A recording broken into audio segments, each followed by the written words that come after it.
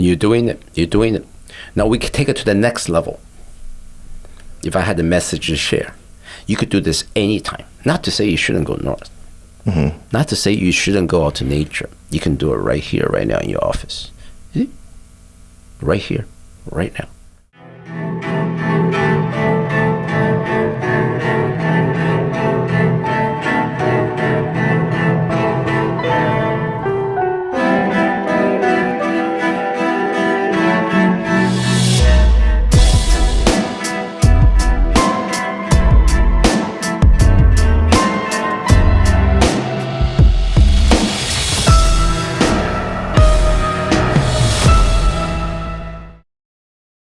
Dr. Carlos Yu, we are live. How are you doing?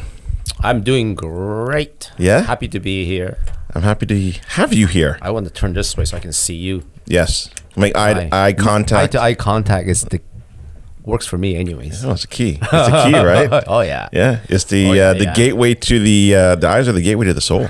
100%. Yeah. Okay, so listen, if you guys do not follow Carlos Yu on Facebook, Instagram, this is what he does. He just has a good time. He's always doing cold plunges in Lake Ontario. You've been my family doctor, I don't remember how long now, but it seems like forever. And you've always given me such great advice. And I believe today we're going to be talking about mental clarity and anything else that people need help with. At least from what I see, because there's a lot of different things happening in the world today. And there's a lot of noise. And sometimes you've got to be able to figure out how do you cut through the noise and get the mental clarity and focus on the signal and get rid of the distractions. So before we dive into all that, who are you? What do you do? And why are you doing what you're doing? Family doctor. I've been in Durham for a number of years. And first of all, I just want to express my gratitude for the opportunity to be here. And who is this gratitude towards? Is to everything. The stars. So there's a sense of magic I want to acknowledge. Okay. And thank you for having me here. Yeah, you're welcome. Yeah. You're welcome. So family doctor. So that's sort of the title. Okay. For a number of years. And so I get the chance to meet lots of people. And let the things happen. Yeah, beautiful. Yeah, that's it. Now, one of the things that you also do, which I love at your clinic, is you do a lot of group therapy. You also do a lot of one-on-one therapy. You've done a lot with me. You've helped me throughout the years, even when I was going through some depression as well, too. Can you talk a little bit more about that and what you do and how you help people and some of the talks that you give? Okay, so I do things in groups. That was probably around 5 to 10 years ago. I started running it because I was lucky to have a big space. We took over a larger space. We went from 1,500 square feet to like 6,000. You've been to my office. Yes, so we have the upstairs room. And that was, this is inspiration. There's a story to that. But in terms of one-on-one, first of all, thank you for sharing that. I'd like to be able to say, hey, I had depression and so on. That's big. Yeah. Because a lot of people, and we're in a good place now. I think people are able to acknowledge that. So part of my journey is learn from people and sort of say, hey, what's really going on? And, I challenge the notion of the word therapy a little bit because I don't see myself so much as a therapist. When we're one-on-one, I don't see myself different than, let's say, friends talking to each other. Okay. To me, it's probably closer to the truth to be able to say, hey, it's a privilege to be able to hear what you have to share because everybody's so unique. And part of, I think, if I have anything to give other people is that realization that every situation is unique and that there's nobody really healing anybody. Like we're on our own journey. And we simply have a mirror sometimes when you have a good friend that can hold space for you and listen to each other. And we figure our own stuff. I feel like people figure it out on their own. And it's just being able to sort of be there for them to realize. Yeah, so. That's a good point. I was talking about this the other day, where people who are going through life and they're having a difficult time, and you look at them and you want to help them, you want to bring them down a particular path because you know that it could help them, but sometimes they're not ready for it, or sometimes they need to go through that difficult time to create maybe the stories needed to then get them to where they're going to be, to who knows, maybe be the next Tony Robbins or the next whoever. But what you're saying is that's their journey, that's their path. They will wake up when they're ready to wake up. And who are you to say, you know, you need to do it now? Because maybe now is not the right time for them. It's just differently, that's all. Yeah. It's the right time. Everything is the right time. It's just that I don't know what that journey is. And I think if I had anything to offer, if somebody say, Carlos, you know, you do this, you know, you do it well, it's only because I realize I don't know. And that is just exactly what you just said. It's very profound what you just said. It's like incredible to know, to be able to say, hey, I have an idea in my head how this should go, but hey, let's not get too attached to it. You don't know the other person's journey. You don't know where it's been, and you don't know what's going to take them. You know, for me, I don't like to call myself a therapist. On my website, you know, I do put the word therapy because that's what people are looking for, right? Yeah. But I see myself as a co-witnesser of what's happening. We're going to witness this uncovering together. Yeah. To me, that is closer to the truth. It's more of a privilege from a place of like, wow, I get to be part of, you know, how long have we known each other, right? So there are certain things that we share now that nobody knows.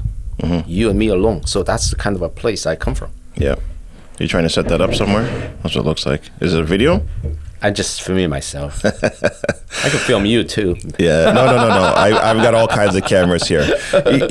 So I was at an event last weekend with a good friend of mine, and he was sharing this story. Tell me your thoughts on this. I thought it was really profound. It's one of the things that stuck with me was, and he's successful. He's doing, you know, and who knows how you measure success? Everybody measures success differently, right? Financially, health, more time with the family. But he was talking about him living in this condo, beautiful condo, downtown, and he's looking on the street, and in the parking lot, there's a bench there, and there's somebody laying there like a bum. And he used to lay on that bench himself, down and out, many, many years ago. And he said, you know, what's incredible about looking at that person now at the bench is that he's only a few decisions away from being up where I am. Just to be open to that possibility. So this friend of yours, he's got a privilege of having been those two places. And nobody will know that unless you've been both those places. So he has a unique perspective. His experience with that man on the bench is entirely different than another person who's never been there. So it's super profound. Yeah. To me, it's like everybody has a unique perspective. This is, who's to judge? yeah, exactly. Who is the judge? Yeah, unless you're being on the other man's bench, you don't know.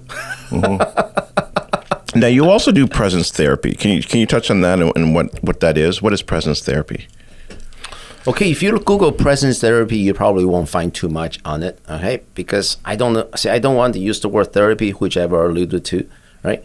But to me, if I had to use the word therapy, I'm thinking what kind of a word would be the most closer? I mean, we're using label to describe something, and I think presence is the key. I look at all the challenges that people have. Ability to stay in the present seems to be the common denominator, right? If we can target that piece, it's like the artists, right? They're in the moment.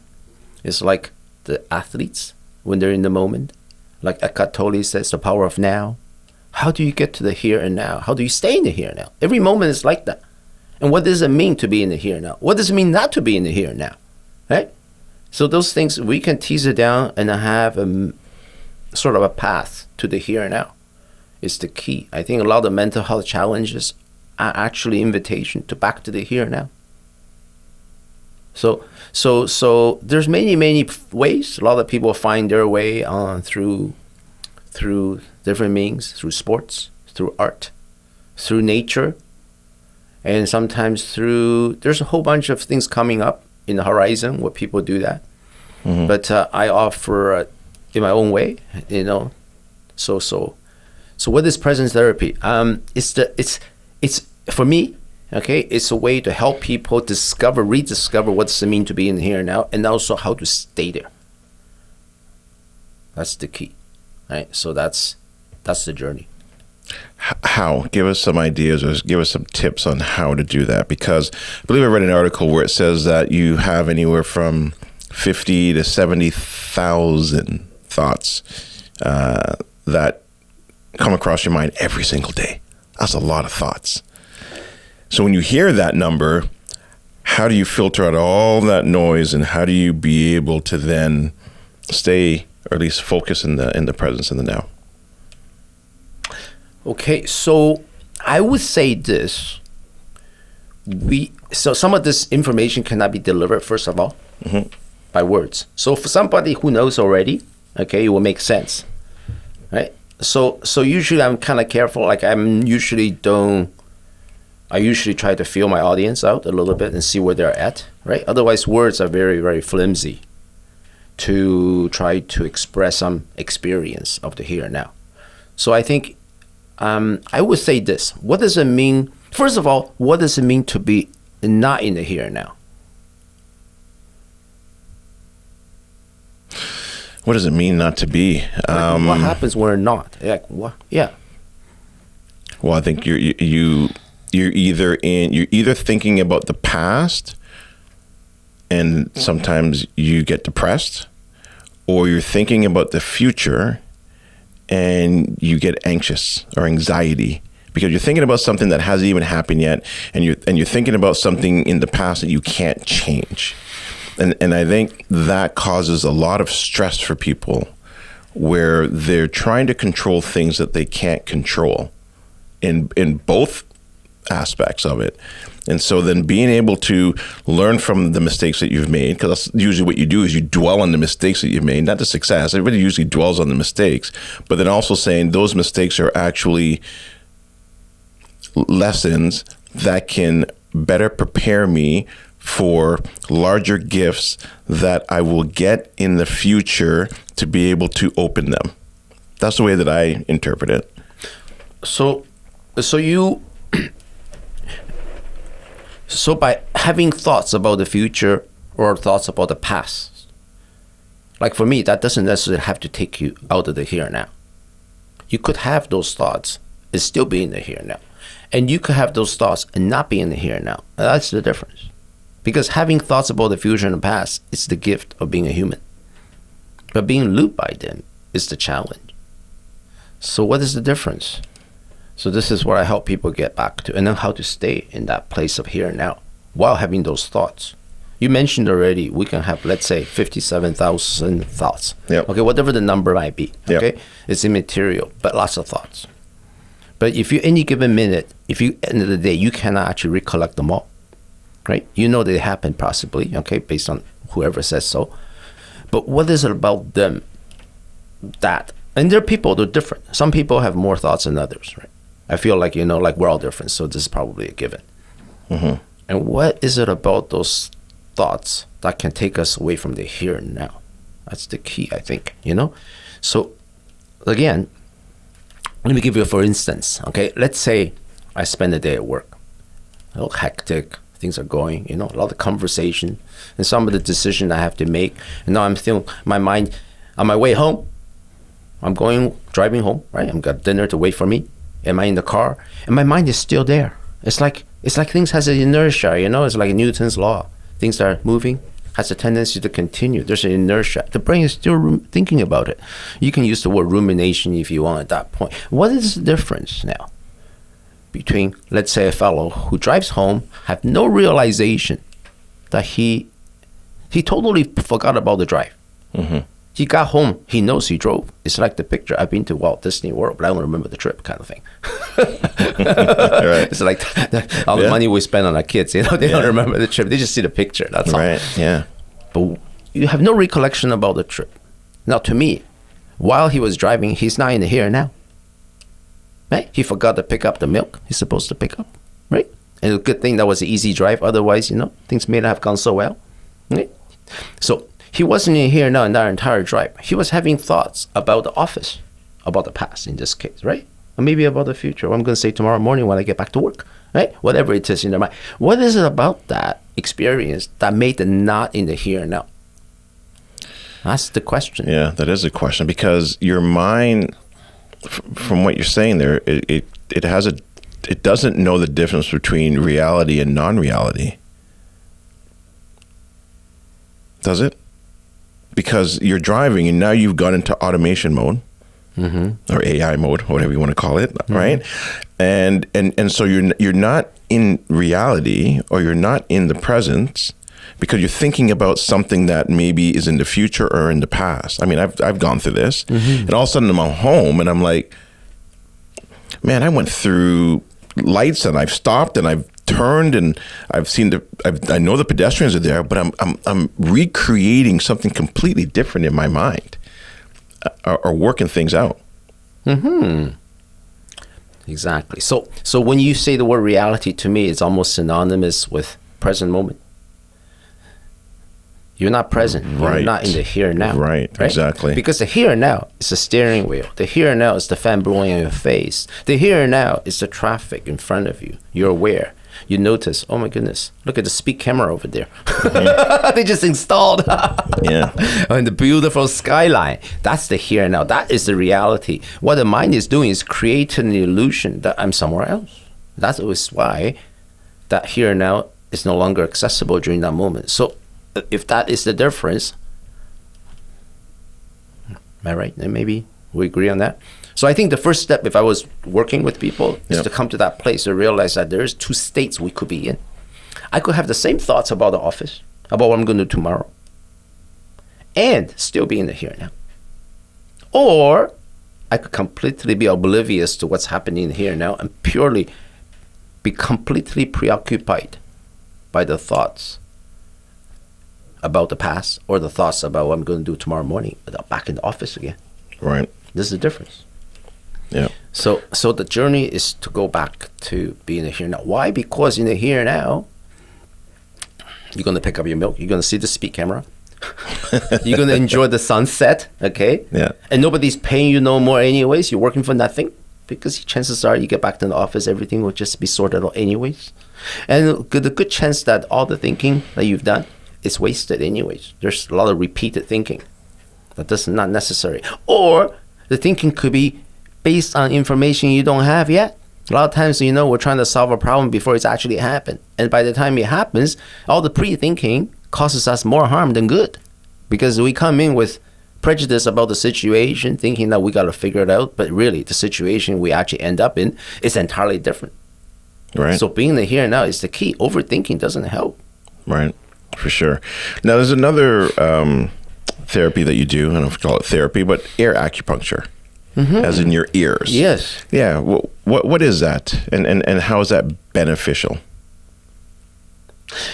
Okay. So ear acupuncture has a way to produce what we call an opportunity to help people uncover the present moment, the ability to stay in the moment, help them witness what it's like to be in the moment. So before I can answer that question, I think we have to one step back, just a little preamble, all right? To say, why is that some people will get looped and some people are not looped. So ear acupuncture then help you get to that place of discovering what is it like to be in the here and now. So there's something about the ear acupuncture, there's a process that helps them get back.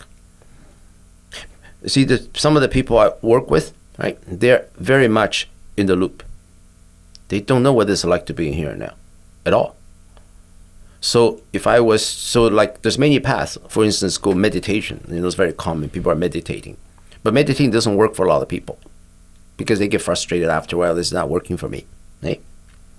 So ear acupuncture is instructionless technique to that place where meditation cannot help them.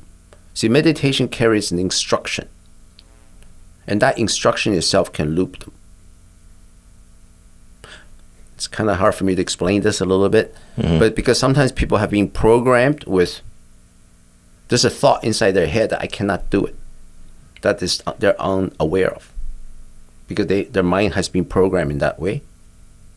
So sometimes instruction fails people because the instruction immediately triggers in their brain a judgment against their own ability to perform. So that performance can create this thing that blocks them, to get them back into the loop in their own mind again. So if I was to try to break this down into layman's terms, those instructions, would that be software or hardware? Hardwired, or, you know, and that can, okay, so that can be changed. It can be reprogrammed. Not just can be reprogrammed, it will be reprogrammed. The problem is that we have lots of software in our head constantly. You have no choice. Right now, we're being programmed, right? That brain and that brain ain't the same compared to 5 minutes ago. Right? It's changing all the time. Now, what happens is the key, see, we're learning.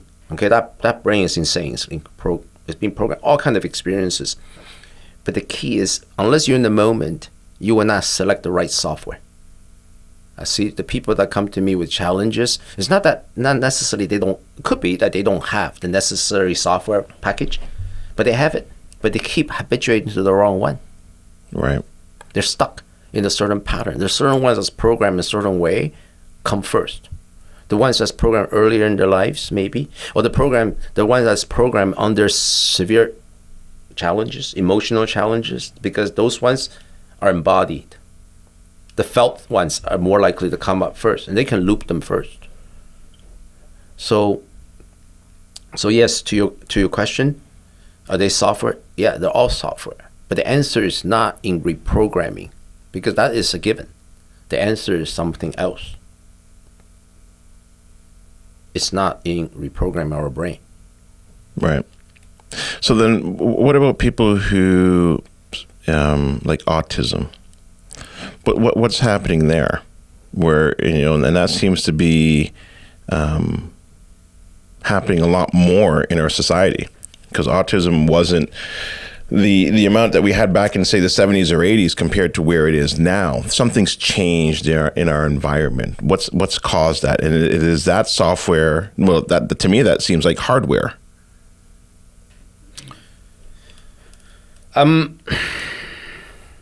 The division between, so for someone who is, let's say, autism, generally people would understand autism as someone who have inability to connect with people the normal way, socially. They're not able to pick up facial cues, let's say. They seem to be off in their own little world somewhere. Exactly where, nobody knows, in a sense. Right? They don't interact with other individuals the same way. So they are, to me, okay, this is my understanding, they're actually looped, okay? They're actually not in the here and now. But they're not able to interact, even with what normally you see you and I right now, we're in the here and now, because I'm like, you're grounding me to the here and now. I can see here. And I'm grounding you to the here and now, right? Our conversation is doing that. But these people, like, to me anyways, okay, people who are autistic on the far extreme, and then the people with, let's say, they have, let's say, on the spectrum, they call it on the spectrum, they're not maybe far end, they call it high functional autistics, or, you know, just simply they're people who are, they call them on the spectrum. They could be like highly functional in certain realm of their life, but in certain realm of their life, they find it very challenging. And people who are autistic, they may be not functional at all, right? On the one end. Yep. And then you have people further down this side, you know, we say, that typical diagnosis, that thing that's being thrown around in social media, this thing called ADHD. Yes. Right? Yeah. They also have difficulty paying attention to the here and now. So they're all on a spectrum. And in terms of hardware and software questions, I would say it's a very useful concept, because you see, it highlights the fact that we are wired differently. Okay, let me give you, for instance, I will help maybe understand this, people on the spectrum. Let's say you have a child, okay, that we label as autistic, okay? Yep. And this kid, it could be Einstein or somebody, okay? His mind could be traveling, solving some sort of next amazing thing. And he could experience something entirely different. He's not paying attention to the teacher or to the parents or to you. His mind is just there in an incredible realm. We don't know what's going on in their head, right? So that could be distracting them from the here and now. Right. And do you call that hardware? Yes. Do you call that software? Yes. It's both. Because that brain is wired differently to start with. Right. So he can have an entire different set of experience that people around him cannot recognize. Yeah. It's not to say that nobody's like him, but it's very rare. He could, if he met somebody else that was in that same realm, oh yeah. Right. Who knows All of a sudden, Who knows what kind of equations that they're trying to solve? I mean, look at the equations that Einstein solved. Who knows what was going on in his brain to be able to come up with those equations and to solve them and to create it's just incredible what he did. I met people where I would say, describe your emotion. They would say, oh, it's the shape of a triangle, it's a square. Okay. And I met people that say when they do coding, they are swimming through it. They are flying through the codes. The closest thing I can come to appreciate that is movies. Matrix. Yeah. The people who experience that at a very deep level, they're not making it up. You wonder what inspired those movies. Who wrote those things? Who made those things up? So there are people with experience so different. So but it's not means it's broken. It just means it's so different. Yeah. It's not a defect. It is a diversity. It's a wiring which makes it so that allows him, you can call it a gift. At the same time, in the social context, that to belong in a normal sort of a context, it becomes a huge challenge. Okay, let's take an example which is easy to relate to. You take that kid on this end now, what you label as ADHD. So this is a kid in class, 6 years old. He can't sit still. Mm-hmm. Again, what is his mind doing? He's not paying attention to the teacher, right? However, his mind, if you take that kid and put him in front of a video game, he has no trouble focusing. Right. Right? So where's the attention deficit there? Yeah. So to be honest with you, that video game is designed to grab his interest. It's got sound. It's got lights. It's got the reward system built into it, right? So that's grabbing him. Let me switch gears a little bit here and ask this question to you, or maybe it's more of a statement than anything else. Mm-hmm. I was talking to somebody in regards to AI, and they said that, I believe they asked the question saying, did we build you, or were you always there and we just discovered you because now we have the technology to tap into it? Who should ask AI that question? You'll give you a pretty good answer, probably. What are your thoughts on that? Is there a difference? Is there a difference? I mean, the way that I look at it, I say, well, the CN Tower wasn't there at one point in time and somebody imagined it and then brought it to life. That's the way I look at it as well, too, with AI.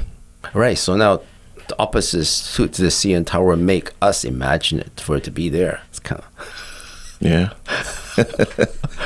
You're taking me down the Matrix. I know. It's like, did the tree fall in the forest if we weren't there, right? On the one hand. Yeah. Right? If it made a noise but nobody was there to hear it, did it make a noise? Did it make a noise? Did it even happen? Did it even exist? So this is the whole idea. Like, how can we know that we didn't make it all happen just by being conscious? Yeah. And there's all this divide, which are the level of the thoughts, which if you get underneath it, you realize it's all questionable. Like, for example, they say nature, we got to go to nature. But then I keep looking around, and it's like, how is this not nature? It didn't come from, space, or they all came from space. Right. This mic right here, it is the fruit of the tree of human, right? If we were a tree, we created this. Are we not nature? Sure. Yeah. And I mean, look, when you break everything down as well, too, I think where you're going with this is that it's all energy and molecules. And when you take a look at it through a microscope, they're not even connected. They're vibrating so quickly and so fast that they seem solid. Oh, yeah. Mm-hmm. But in actuality, they're not, which is interesting because then it's just our thoughts that are makes us so. Yeah, exactly. Let me switch gears again here. In regards to, say, like high performers, burnout and stress is real. This really happens for people who are trying to achieve and high achievers. And sometimes they feel like they're doing everything right, but yet they're still stressed. How do you help them? In those 57,000 thoughts that goes through an individual's head, Yep. okay? Some of those thoughts, so every thought that says I'm doing it right, it carries an opposite thought. At the level of thought, every thought implies the opposite. That's why, they say if you judge someone, you are so feeling something. Mm-hmm. So every single thought is like that. So having 57 thoughts doesn't have to, can feel entirely different. You could be completely at peace with 57 thoughts, 7,000 thoughts, or you can have all those thoughts and be stressed out. You can have 5,000 be stressed out. Yeah. This is the difference. It's whether or not you're present. This is the key for me. The key is to be present. And then you see them for what they really are. You see, being looped by thoughts creates the state. So let's say I have thoughts about what happened in the office and I'm on my drive home, right? I'm like oblivious to the drive, but my body knows, because the content of those thoughts that generally loops us are not necessarily that. It's always something didn't quite go right. And by nature, we're wired. Our body is wired to respond to those type of thoughts, because thoughts have I call it a meta thought. And not every thought. See, a thought, every single word has emotional value to it. There's a valence to it. There's a judgment. Good or bad, good or bad, good or bad. So those cluster of thoughts carries a negative survival kind of protection thing, right? I want to do better next time. Or if I didn't do better, whatever the storyline might be. But the body will react. So you may end up on the driveway oblivious to the drive. However, the body knows. Your heart is not quite right. You feel stressed. Your muscles are tense. So having those thoughts can loop. If you're looped, then the body will become in that state. Or an athlete is the opposite. An athlete have bazillion thoughts in order to make that hurdle, to make that incredible dive. The brains are doing it all together, but they are totally present to the here and now, and they do not cause them any distress. They do that perfect performance. So having thoughts is not the problem. It's whether or not we can be present while we're having the thoughts is the key. Right. Do you find when you've talked to people who are successful, or at least they feel like they've gotten financial success, financial freedom, where they've lost something else? Is that pretty common, where I thought I was building this for my family, for my spouse, for my kids, and the things that I wanted, that I was really trying to achieve for them, the family's gone, the kids are gone, and now I have this money, and that's not what I really wanted. It was to spend more time with my family and my spouse. It's, for people's journeys are different. You can have the fellow who starts on the bench and ends up, on the penthouse. Or you can have the guy on the penthouse end up on the bench, right? Yeah. So the guy at the bench is going to learn something, okay? You don't have to have both ends. But this, for people who say, you know what, if only I had this and this, I would be happy. And I would say to them, good job. You did that part. It's just that the journey involves more, that's all. You haven't done nothing wrong. It is what you want. It is just there's something more. You also want your family in the equation. Is to bring them all in. The journey can start different places. Right. It's all good. Yeah. This is what you said right from the get-go. Everybody's journey is a little bit different. I would say, no, you haven't wasted your time. You did a wonderful job. At this point, to me, it's part of the journey to realize, okay, you know what? It is kind of nice to have a few things around. Yeah. It is helps. for your family. It does help. But that's not the only thing. That's all. Right. It's just realization. This is wonderful. It helps. But that is not it. Not that it's not it. It's part of the. awareness. And I think the problem that a lot of times that people have is trying to find that balance. You always hear about it, the work-life balance. How do you create the work-life balance? How do you have balance while you're doing that? And I don't know if you can.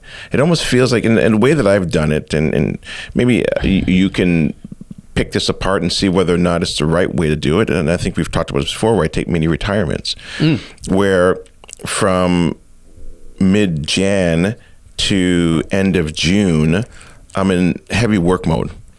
And do I feel like there's stress involved? I'm sure there's a little bit, but I don't feel stressed. Like I'm enjoying what I'm doing, but they're long hours. But I love it. I love it. And then when July hits, then I take the 2 months off, and I really slow things down. Then I get to spend more time up at the cottage.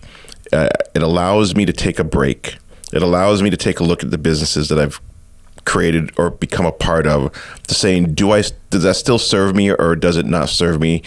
Did I spend enough time with my son or my daughter or my wife? And am I doing the right things? And then by the end of August, I'm like, I can't do this slowdown anymore. I need purpose. And then I get back into work mode again. It takes a little while, but then I'm excited about working hard again. What are your thoughts on that? It's fantastic. I mean, what you're doing is fantastic. Like this is, to me, okay, there's two ways to be at any given moment. And solving problems, being in our mind, solving problems, being looped sometimes, okay, being really hyper-focused to get the job done. It's like nothing matters. Right now, we're going to make enough money to pay for this house. We're going to get the business going. That focus is very important. And it's part of our gift, right? Or else to be able to create whatever it is that humans create that animals don't create. Okay? Yep. That is our gift. However, that can get us into a state of overthinking. So that's a risk. So yeah, you do a wonderful thing. You need to restore balance. Pay attention again to what else is going on. Being our mind to solve a problem, building is only one thing. But being, let's say, feeling your family, enjoying the beautiful sky, right?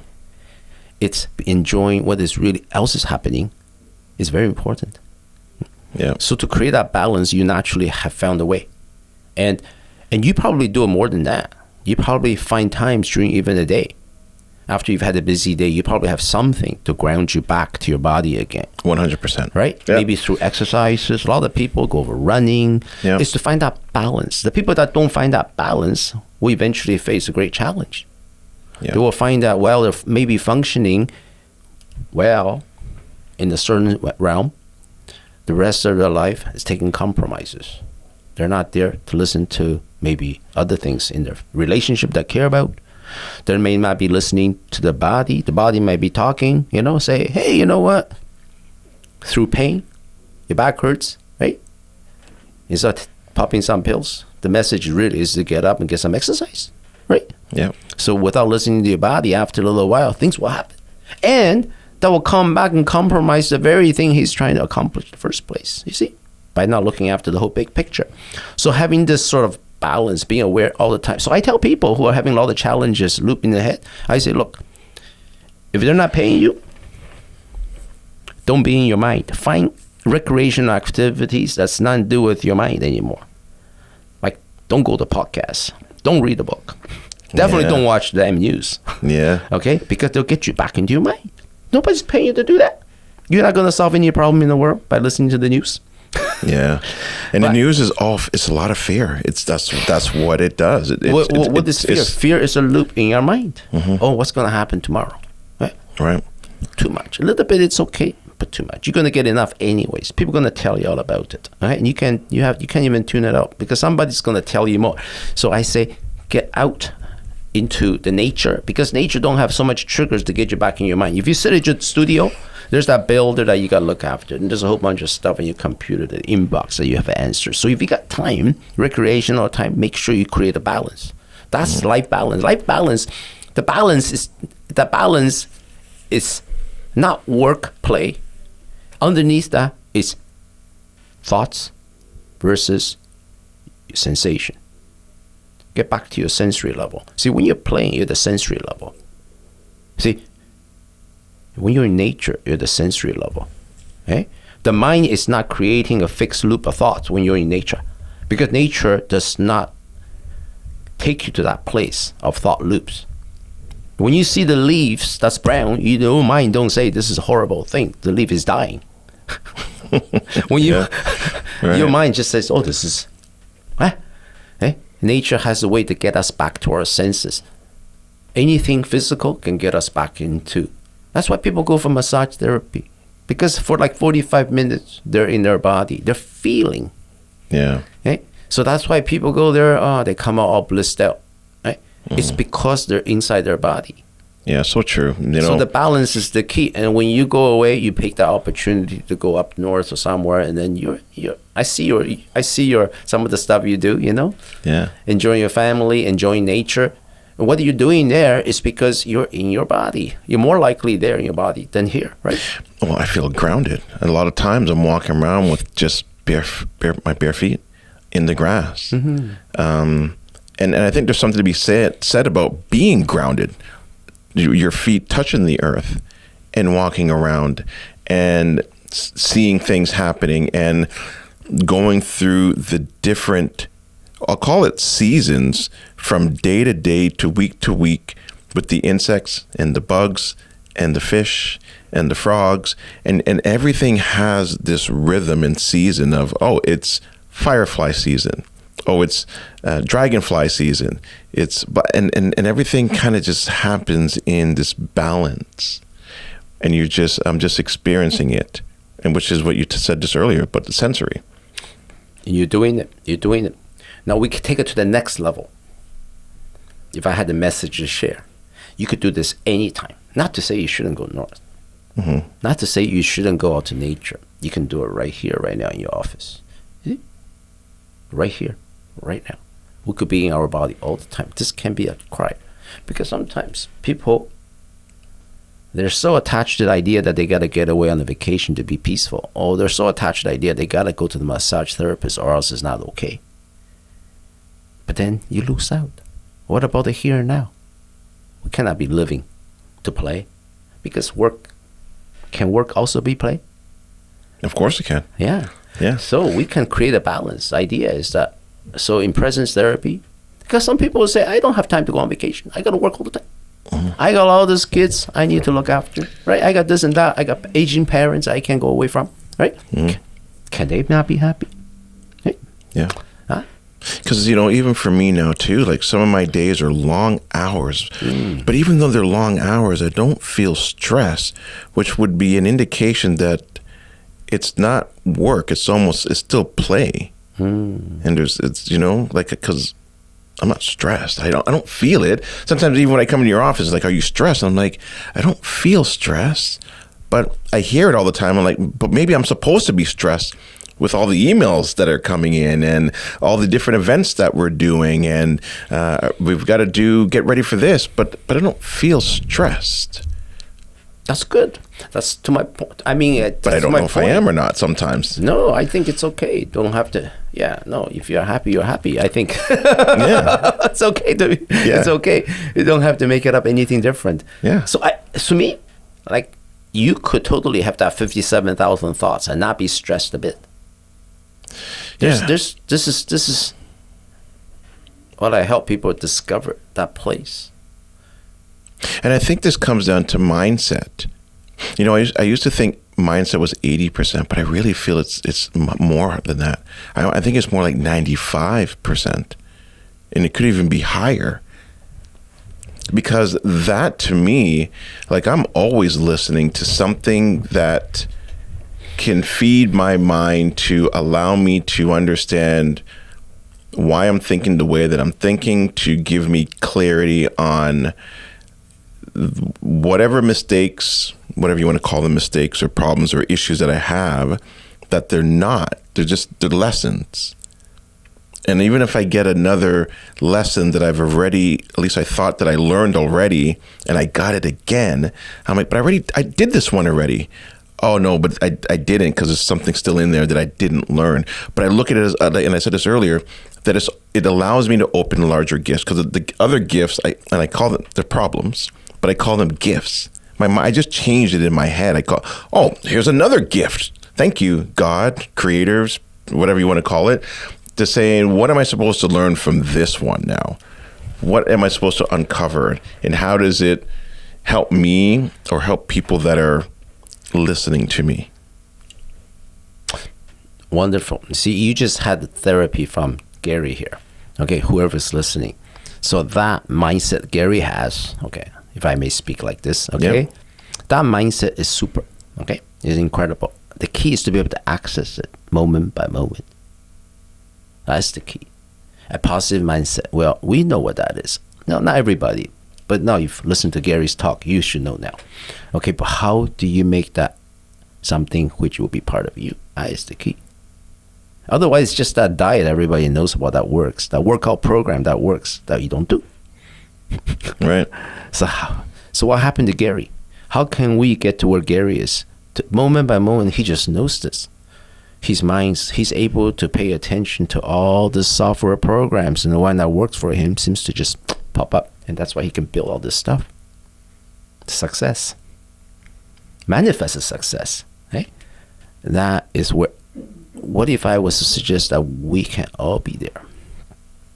Mm-hmm. The key is in the moment. When the triggers are abound, you're in your office. Okay, you're not up north somewhere. Okay, mm-hmm. You don't have a massage therapist to help you at that moment. How do you have that mindset? That is the key.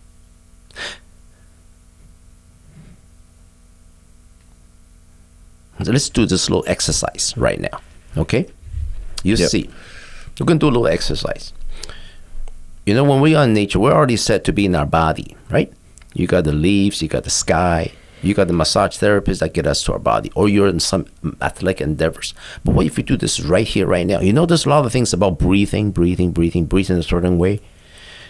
This, you know, if you went to some sort of a talk, they might say, oh, if you want to calm yourself down, you just do a breathing exercise, right? Yeah. Okay, let's do it, okay? Except a little bit of a tweak. I'm going to tweak that a little bit, okay? I'm going to show you it's not about the breathing. It's actually about something else. We've talked about this word a few times already. It's called sensation. The key is about sensation.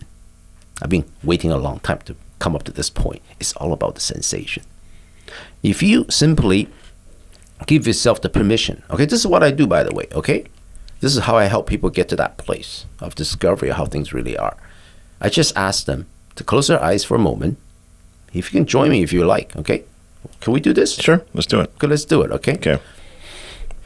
We're going to close our eyes for now. Why? Because then your brain will stop labeling the visual signals. That's why, okay? We're going to see what the brain does. Now, at this point, this is the experiment, okay? Join me if you like. I invite you to give yourself the permission to do nothing and discover what does it mean to do nothing. Now, you're going to learn something. It's not because I say so. It's because you have experienced it, okay? You just simply notice.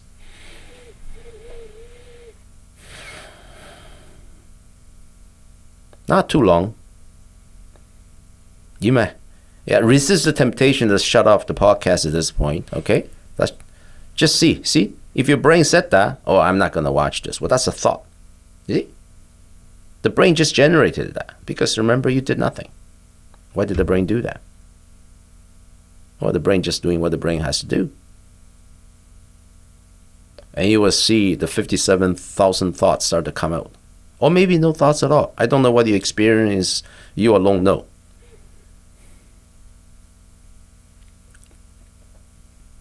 And you might notice other things. Categorically, there's two things you can notice. One are thoughts, and the other ones are sensations. See if you can tell the difference.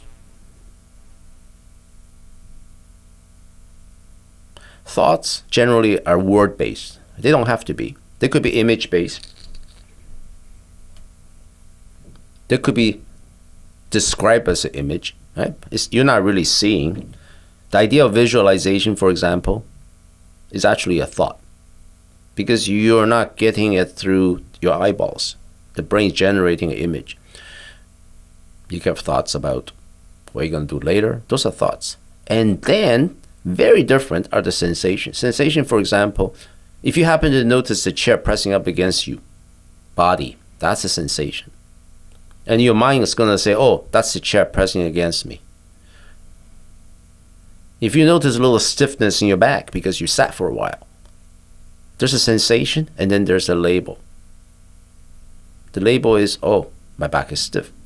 And then that might say, oh, I need to get up. Those are all thoughts, you see? But underneath it all, there was a sensation.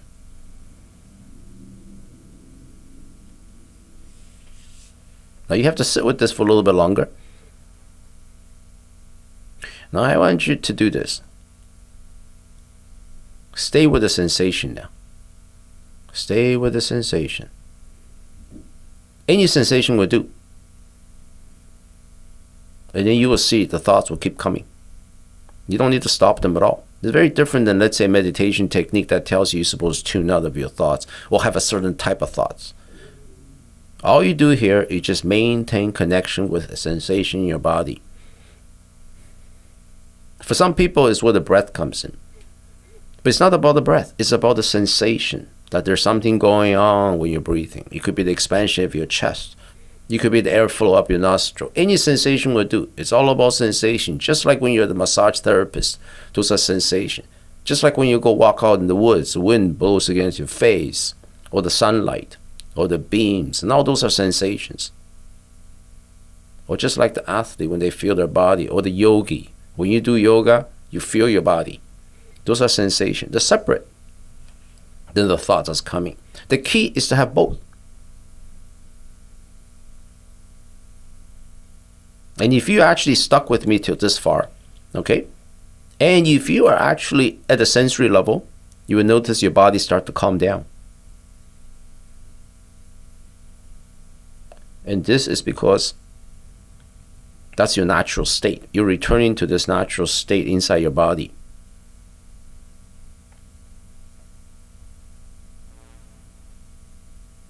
See,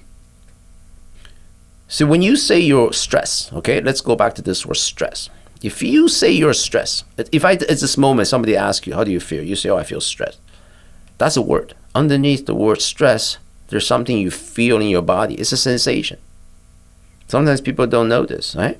Because if you ask yourself, how do you feel this moment? You could use the word calm. That's describing a state inside your body. It's a sensation inside your body. So stress could be a sensation in your chest, your shoulders, your temple. It's a muscular tension or some sort of a state inside your body. And if you were to say you're calm, it's also a state. And that is the default state, in fact. You know, I remember doing this with you. This really helped take me, I think, to the next level. You know, being able to understand the difference between thoughts and sensory.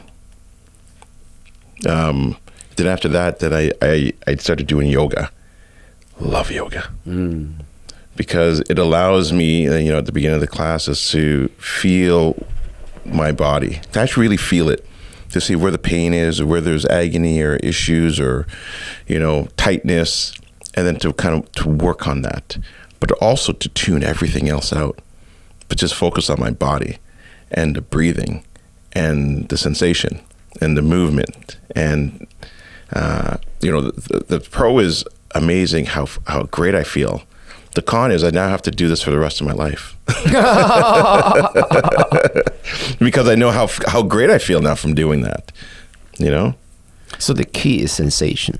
Mm-hmm. So you'll see that 57 thoughts, 1,000 thoughts, actually your friend. If you're at the sensory level, yeah, you're in the here and now. And those thoughts, the ones that needs to come through, will stay. And they will all feel light. There's no weight to them. They will not create a tension in our body. In contrast, if we're looped by those thoughts, usually, when we're looped, state of being looped, from the time we leave work to home, our mind is thinking about, let's say, past, future, like what you said about. If we're looped, what happens is, during that time, you have no awareness of sensation. You cannot feel your steering column. Everything is autopilot. You are not aware. The sensation is happening, but your awareness doesn't know it. Right. That's the key. So having sensory awareness can be trained. You see, a baby is always sensory aware. A baby doesn't have thought to distract them. Until the baby learns language. The mother says, hey, that's a spider. Now the baby is aware of two things. One is the spider, the hairy looking thing, and so on and so forth, and also the label, spider, right? In another language would be something different, right? It's very culturally conditioned, the labels. There's two things.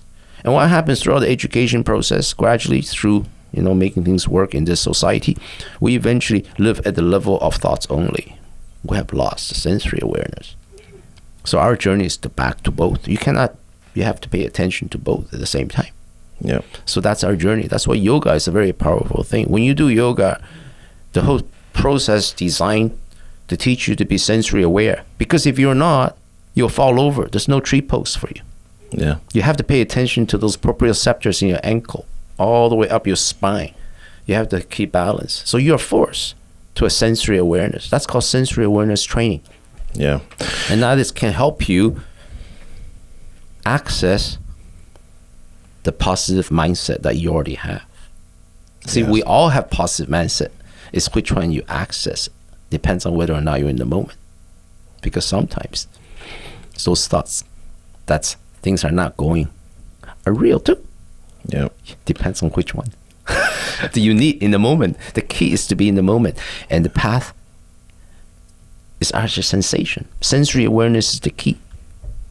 Carlos, I can't agree with you more. Thank you so much for your time. I mean, I could sit here and talk to you about this all day, all night. I enjoy it, but we do got to cut it. But we'll do this again. Okay. Yeah. No, this was a good one. I enjoyed it. I always enjoy when you come in and share your ideas and your thoughts, and I think anybody else that's listening enjoys it as well too, because it's very different. So, if people want to learn more about you, Carlos, or if maybe they want to get into your group sessions or one-on-one therapy, whatever it may be, how can they do that? Well, there's some links that you can share with them. I have an intake. I have a website, so you can see if it's for you. So my services are covered by OHIP, but there is an application process because this is not for everyone, right? And there's many paths that you can take. But I'm happy to, take an application and see whether or not it's the thing for you. You have to. I feel like I've done this for a while, and I know a little bit about. Let's say it's not for everyone. Okay, for some people they can benefit, but for some people there might be another path. Right. Yeah. Awesome. So we'll go from there. Thank you, Carlos. I appreciate your time, and yes, I will put the links in the show notes, and we'll do this again. Okay. Thank you. All right. Awesome.